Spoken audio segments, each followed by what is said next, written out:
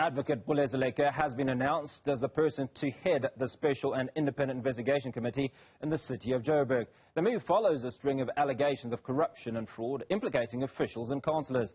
The committee is tasked with investigating, among other things, the city's former executives, including former Mayor Dr. Nqobile, who allegedly authorised fraudulent probes into councillors by the Group Forensic and Investigation Unit. Newzroom Afrika Nqobile Madlala is tracking the story for us and joins us live. Nqobile, good to speak to you. Just unpack for us some of the expectations of the advocate and his committee. Well, from what we understand at this point, it's going to be a long process, but we do know that, of course, they're going to be investigating the Group Forensic Investigating Service, which we understand was, of course, investigating councillors within the City of Johannesburg as well as mayors.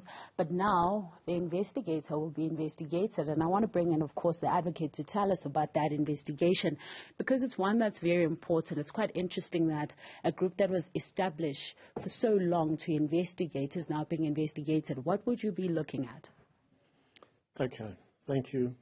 From the terms of reference that have been approved by Council, as mentioned earlier, firstly is the lawfulness or otherwise of the establishment of GFIS and the appointment of its group head, which is Mr. Sibiya, whether or not it was lawfully established. And then secondly, it's the operations of GFIS, which is its investigations, whether it had the powers to do so and whether the investigations were lawful. Now, to be clear, we are not appointed to determine the merits or otherwise of GFIS investigations, whether its findings are correct or not correct. Its findings in regard to finances, its findings in regard to the actual conduct that it was investigating, but it's whether it had the legal capacity to do so and whether those operations were valid. And of course we understand you are going to be having some of the hearings and speaking to the people, like you said, affidavits and so on, that's going to be included. But General Shadrack, who's currently who's currently the Deputy Commissioner at this point, can we then expect that most of the people that were in GFIS will be brought in then to give evidence? Yeah, there certainly is the intention. There are allegations made against GFIS, and those allegations, insofar as the operations of GFIS are concerned, implicate those who conducted those operations. So it can only be fair and procedurally correct for those who conducted those operations to be given the opportunity to present, as it were, their side of the story, so that we are not blindsided and determining, the recommendations based on one side of the story. We have to hear everyone. Thank you very much for speaking to us. And I want to bring in the speaker. Speaker is very interesting, of course. For so many years, you have this entity that's investigating. What in it that was an issue for council to get to a point where you bring in an independent service to investigate? Okay, let's start at the beginning. First of all, there is a department called GRIRS, the Group Risk Audit Committee, right? That deals with the finances and investigates finances if anything goes wrong. So in the time when there was Mayor Mashaba, he decided not to work with GRIRS. He decided to establish GFIS, right? And anything that is established comes to council, anything in the city. So he established GFIS, and he also went as far as having a group head for GFIS, which he did not bring to council. And that person would say to others that I am not a Section 56 person, so I will not report to council. So for starters, that was wrong.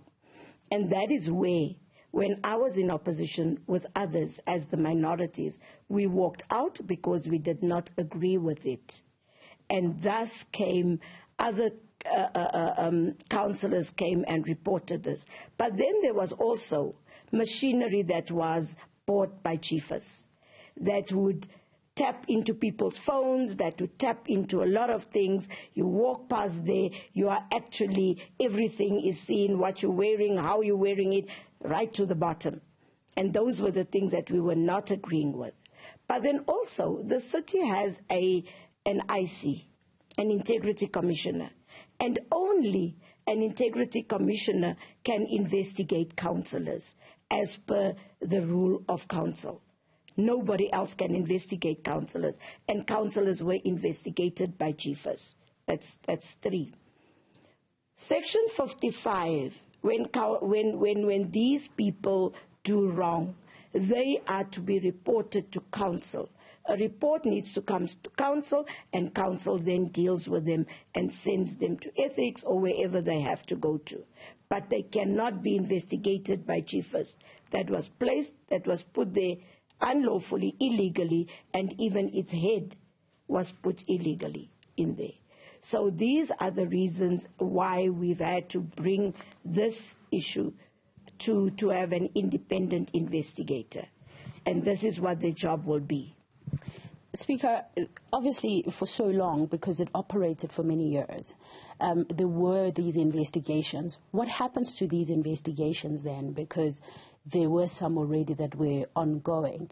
And quite frankly, at the moment, it may, however, look like perhaps those investigations are sort of being sidelined.